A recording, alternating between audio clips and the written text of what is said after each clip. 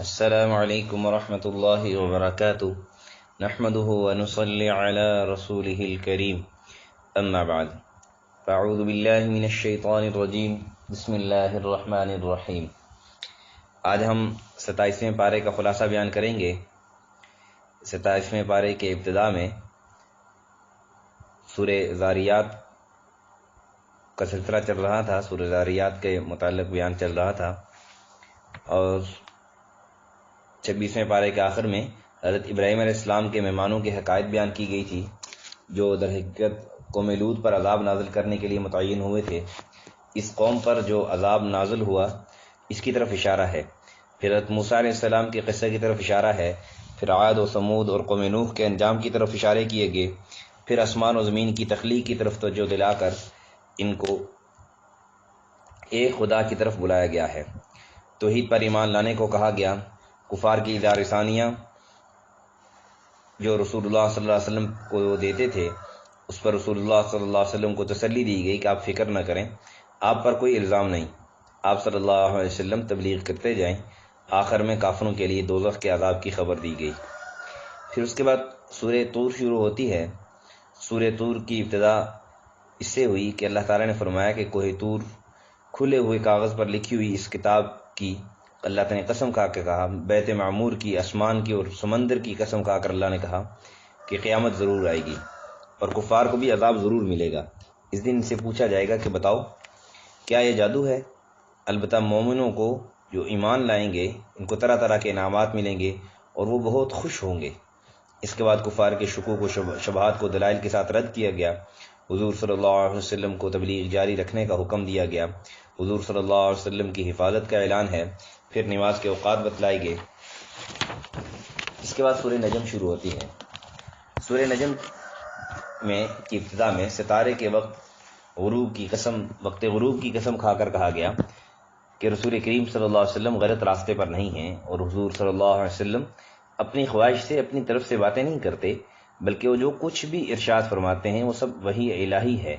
پھر سرور کائنات صلی اللہ علیہ وسلم پر نازل ہونے والی وحی کے بارے میں چند اسرار بیان کیے گئے، اور تاکیداً کہا گیا کہ حضور صلی اللہ علیہ وسلم نے جو کچھ دیکھا اس میں نظر نے کوئی غلطی نہیں کی۔ پھر بتوں کے بارے میں کفار کو تنبیہ کی گئی کہ تم اور تمہارے آبا صرف گمان کی پیروی کر رہے ہو، اب جب کہ ہدایت کا سرچشمہ تم میں موجود ہے تم ہدایت اختیار کر لو۔ اللہ تعالیٰ کی قدرت اور حکومت کے بے انتہا ہونے کا بیان ہے، اور بروں کو سزا دینے اور نیک لوگوں کو انعام دینے کا بیان ہے۔ پھر فرمایا کہ اللہ تعالیٰ خوب جانتا ہے کہ کون اچھے کام کرتا ہے کون برے کام کرتا ہے۔ پھر ایک خاص مثال دے کر بتایا گیا کہ کوئی بھی شخص قیامت کے دن دوسرے کا بوجھ نہیں اٹھائے گا، ہر ایک انسان کو اپنی کوشش اور کمائی کا صلہ ملے گا۔ پھر اللہ تعالیٰ کی قدرت اور پہلے گزرے ہوئے منکرین خدا کا بیان ہے، قیامت کے قریب آ جانے کا بیان ہے، اور اس بات پر حیرت کا اظہار ہے کہ کفر اور شرک اور افعال بد کرنے کے بعد بھی لوگ ہنستے ہیں اور اپنی بری عاقبت پر روتے نہیں ہیں۔ یعنی گناہ کر رہے ہیں، گناہ کا کام کیا، کفر کیا، اللہ کی نافرمانی کی ہے، اور اس پر پھر مذاق اڑاتے ہیں، پھر ہنستے ہیں اور ہنس کے دوسروں کو بتلاتے ہیں۔ یعنی کتنی عجیب بات ہے کہ ایک آدمی نافرمانی کر رہا ہے، اللہ کی نافرمانی کی ہے، اور پھر اس کے بعد وہ ہنس کے لوگوں کو بتلاتے ہیں دیکھو میں نے یہ کیا، اور پھر دوسرے لوگ بھی ہنس رہے ہوتے ہیں، عجیب۔ پھر اس کے بعد سورہ قمر شروع ہوتی ہے۔ سورہ قمر میں قیامت کے قریب آ جانے اور چاند کے شق ہونے کا بیان ہے۔ کفار کو اللہ تعالیٰ کی نشانیاں دیکھ کر کفار تو کہتے ہیں کہ یہ تو جادو ہے، اور اپنی نفسانی خواہشات کی پیروی میں لگے ہوئے ہیں، حالانکہ ان کو پہلے گزرے ہوئے لوگوں کی عبرتناک خبریں پہنچ چکی ہیں۔ پھر حضور صلی اللہ علیہ وسلم سے فرمایا کہ ان سے اعراض فرمائیں، حشر میں ان کو سب معلوم ہو جائے گا۔ اس کے بعد قوم نوح، قوم عاد اور قوم لوط اور قوم فرعون کا مختصر ذکر ہے، اور ان پر نازل ہونے والے عذاب کی طرف توجہ دلائی گئی، اور قرآن پاک کے متعلق یہ فقرہ بار بار دہرایا گیا کہ ہم نے قرآن کو نصیحت کے لیے، ذکر کے لیے آسان بنا دیا ہے، کوئی ہے جو اس سے نصیحت حاصل کرے؟ پھر کفار کی کثرت قوت کے گمنڈ کو یہ کہہ کر توڑا گیا کہ عنقریب ان کو سخت شکست ہوگی اور یہ پیٹھ پھیر کر بھاگ جائیں گے۔ پھر قیامت کا ہولناک بیان ہے، اور جو کچھ بھی لوگ کرتے ہیں سب اللہ کے ہاں محفوظ ہو رہا ہے، اس کا صلہ، اس کی سزا اور جزا ان کو سب ملے گی۔ یعنی انسان یہ نہ سمجھے کہ میں جو کچھ مرضی کر رہا ہوں تو مجھے کوئی دیکھ نہیں رہا، کسی کو کچھ پتہ ہی نہیں ہے، کسی کو کچھ پتہ ہی نہیں چلتا ہے۔ ایسی بات نہیں ہے. جو کچھ بھی انسان کر رہا ہے، جیسا بھی کر رہا ہے، اس سب کی اللہ کو خبر ہے، اور اس سب کا حساب کتاب اس نے اللہ کو دینا ہے، اور اللہ رب العزت اس سے حساب کتاب لیں گے، اس سے پوچھ گچھ ہوگی. پھر اس کے بعد 27 سورہ رحمان شروع ہوتی ہے. سورت کا آغاز اللہ تعالیٰ کے ایک صفاتی نام الرحمن سے کیا گیا. اس کے بعد اللہ تعالیٰ کی قدرت تخلیق کی کرشمہ سازیوں کا ذکر کیا گیا. انسان کو قرآن پاک کی تعلیم، انسان کی پیدائش، اس کا تکلم، چاند سورج کی تخلیق، ان کی گردش، درختوں اور ستاروں کی تخلیق، زمین اور زمین میں اگنے والے میوے اور درخت و اناج وغیرہ، ان سب کا بیان ہے. اور ان سب کا ذکر کر کے پوچھا گیا کہ بتاؤ تم اللہ تعالیٰ کی ان کون کون سی نعمت کو جھٹلاؤ گے. اور یہ سوال بار بار دہرایا گیا کہ اللہ تعالیٰ کی جو الوہیت اور توحید کی طرف توجہ دلائی گئی، اور پھر مشرق و مغرب، اور سمندروں کا ایک دوسرے سے ملنا، ان کے پانی کی رنگت اور ماہیت میں جو فرق ہے قائم رہتا ہے، سمندروں میں کشتیوں کا چلنا، سمندروں سے قیمتی موتیوں کا نکلنا، یہ سب اسی کی قدرت تخلیق کے عجائبات ہیں. پھر اس بات کا بیان ہے کہ سب کائنات فنا ہو جائے گی، صرف ایک اللہ تعالیٰ کی ذات رہے گی. انسان کی ہمت و عقل کی پستی کی طرف اشارہ کرنے کے بعد قیامت کا ذکر کیا گیا کہ اس دن مجرموں کی حالت بد کا پھر نقشہ کھینچا گیا. سورت کے تیسرے رکوع میں جنت کا دل فریب بیان کیا گیا، اور ان نعمتوں کا ذکر ہے جو جنتی لوگوں کے لیے تیار کی گئی. آخر میں پھر اللہ تعالیٰ کی عظمت اور اللہ تعالیٰ کی بزرگی کا ذکر ہے. اس کے بعد سورہ واقعہ شروع ہوتی ہے. سورہ واقعہ کے فضائل آپ حضرات نے سنے ہی ہوں گے. مختصر یہ عرض کر دوں کہ یہ بہت فضیلت والی صورت ہے، اور جو کوئی شام کو اس کی تلاوت کرے تو اللہ رب العزت اس گھر میں کبھی فاقہ نہیں لاتے. تو اس لیے یہ صورت خود بھی یاد کرنی چاہیے، اپنے بچوں کو بھی یاد کروانی چاہیے.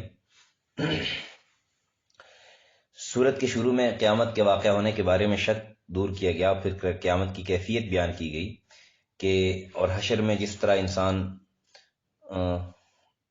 جو الگ گروہوں میں بٹ جائیں گے اس کا بیان ہے. اور ان میں سے ایک گروہ اللہ کے مقرب لوگوں کا ہوگا تو یہ بہت آرام میں ہوں گے، اور دوسرا گروہ منکرین کا ہوگا جو آگ کھولتے ہوئے پانی پیپ وغیرہ میں مبتلا ہوں گے. اس کے بعد کھیتیوں، بارشوں اور سلگائی ہوئی آگ کی طرف توجہ دلائی گئی کہ یہ نعمتیں تمہیں کس چیز نے دی ہیں؟ اللہ ہی نے تو دی ہیں. پھر اسی خدا کی تسبیح و عبادت کی طرف دعوت دی گئی. پھر تاروں کے ڈوبنے کی قسم کھا کر کہا گیا کہ یہ قرآن کریم جو محفوظ کتاب ہے، اس کو پاک لوگ ہی ہاتھ لگائیں. یہ اللہ تعالیٰ کی طرف سے نازل ہوا ہے. آخر میں پھر نیک لوگوں اور منکروں کے جو انجام کا ذکر کیا گیا، اور بعظمت پروردگار کی تسبیح کا حکم دیا گیا. اس کے بعد سورہ حدید شروع ہوتی ہے. سورہ حدید کی ابتدا میں اللہ تعالیٰ کی عظمت اور بزرگی اور صفات کا بیان ہے. وہی اول ہے، وہی آخر ہے، وہی ظاہر ہے، وہی باطن ہے، ہر چیز کو جانتا ہے. زمین میں داخل ہونے والی اور زمین سے نکلنے والی ہر چیز کو جانتا ہے. وہ اپنے بندوں کے ساتھ ہوتا ہے جہاں کہیں بھی وہ ہوں. یعلم خائنۃ الاعین وما تخفی الصدور وہو معکم اینما کنتم. ہر چیز اللہ جانتا ہے. کہیں بھی انسان اللہ کی نظروں سے اوجھل نہیں ہو سکتا. اس کے بعد اللہ تعالیٰ اور اس کے رسول صلی اللہ علیہ وسلم پر ایمان لانے کا اور اللہ تعالیٰ کی راہ میں مال خرچ کرنے کا حکم دیا گیا. پھر بتایا گیا کہ جو مسلمان فتح مکہ سے پہلے ایمان لائے اور انہوں نے اپنا مال خرچ کیا اور قتال کیا، وہ فتح مکہ کے بعد قتال کرنے والوں اور مال خرچ کرنے والوں سے افضل ہیں. اور پھر اس کے بعد اگلے رکوع میں سوال کیا گیا ہے کون ہے جو نیک عمل کر کے اللہ تعالیٰ کو قرض حسنہ دے. کتنا بڑا اللہ کریم ہے ہم پر. اللہ کہہ رہا ہے کہ نیک عمل بھی کرو. اب نیک عمل کرنے میں ہمارا اپنا فائدہ ہے، ہمارا اپنا فائدہ، تاکہ اللہ تعالیٰ اس کا دکئی گنا اجر بڑھا کر اس کو انسان کو لٹا کے دے. مومن مرد اور عورتوں کی طرف کی رہنمائی نور کر رہا ہوگا، اور منافق مرد اور عورتیں اس سے محروم ہوں گی، اور پھر وہ پرانے تعلقات کا واسطہ دے کر مومنوں سے روشنی کی درخواست کریں گے، لیکن یہ بیکار ہوگا، کیونکہ یہ لوگ دنیا کی آرزوؤں اور دنیا کی تمناؤں کے پیچھے چلتے رہے اور انہی میں کھو کر رہ گئے تھے اور حق سے دور ہو گئے تھے. اس لیے ان کا اور کفار کا ٹھکانہ دوزخ ہوگا. پھر نہایت مؤثر پیرا میں پوچھا گیا کہ کیا مومنوں کے لیے اب بھی وہ وقت نہیں آیا کہ ان کے دل اللہ کے ذکر کر کے عاجزی کا اظہار کریں؟ یعنی اب بھی وہ وقت نہیں آیا جب مثلا آج کل جو جیسے حالات چل رہے ہیں، مثال کہ یہ کرونا کی وبا سے پھیلی ہوئی ہے، ہر طرف خوف ہے، تو کیا اب بھی اس موقع پر بھی اللہ کی طرف اگر کوئی رجوع نہیں کرے گا، یا رمضان ہے، اب رمضان میں بھی اگر کوئی اللہ کی طرف رجوع نہیں کرے گا تو پھر کب وہ رجوع کرے گا؟ اور پھر مومنوں کو، ایمان والوں کو تنبیہ کی گئی کہ اہل کتاب کی طرح مت ہو جانا کہ ان کے دل سخت ہو گئے اور زیادہ بدکار ہو گئے۔ پھر نیکوکار مسلمانوں کے جو اعلیٰ اجر ہے اس کا بیان ہے۔ پھر اس کے بعد اگلے رکوع میں مسلمانوں کو بتایا گیا کہ دنیا کی زندگی محض کھیل کود ہے اور زینت اور ایک دوسرے سے بڑائی کا اظہار ہے، لیکن مسلمانوں کو اللہ تعالیٰ کی بخشش اور جنت ہی کی طرف تیزی سے بڑھنا چاہیے۔ جو چیز تمہیں مل جائے اس پر زیادہ خوشی کا اظہار نہ کرو، اور جو چیز تمہارے ہاتھ سے چلی جائے اس کا زیادہ افسوس نہ کرو۔ اللہ تعالیٰ ان متکبر اور مغرور لوگوں کو پسند نہیں کرتا جو خود بھی کنجوس ہوتے ہیں، دوسروں کو بھی کنجوسی کا مشورہ دیتے ہیں۔ نبیوں کے دنیا میں آنے کا ایک مقصد یہ بھی ہے کہ لوگوں کو اعتدال اور انصاف کی راہ پر چلنا سکھائیں۔ پھر حضرت نوح علیہ السلام، حضرت ابراہیم اور حضرت عیسیٰ علیہ السلام کا ذکر کرتے ہوئے اہل کتاب کو دعوت دی گئی ہے کہ رسول کریم صلی اللہ علیہ وسلم پر بھی ایمان لائیں تاکہ ان کو دوہرا اجر عنایت کیا جا سکے۔